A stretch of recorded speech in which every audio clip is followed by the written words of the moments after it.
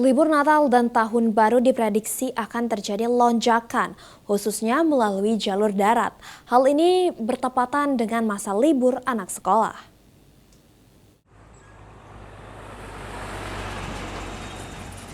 Menghadapi masa libur Natal dan Tahun Baru, Disub Sumsel akan segera berkoordinasi dengan kepolisian, dalam hal ini Polda Sumsel.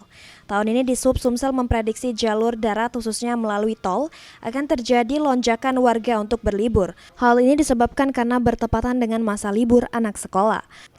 Mengantisipasi hal-hal yang tidak diinginkan, Disub Sumsel menghimbau warga yang berkendara saat libur Nataru untuk mengecek kendaraan, serta beristirahat jika alami kelelahan. Jalur darat juga meningkat. Darat meningkat.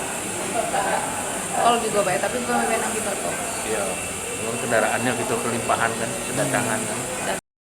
Selain itu, menurut Ari, pihaknya akan juga melakukan pendirian 20 posko khusus di beberapa daerah rawan Sumsel.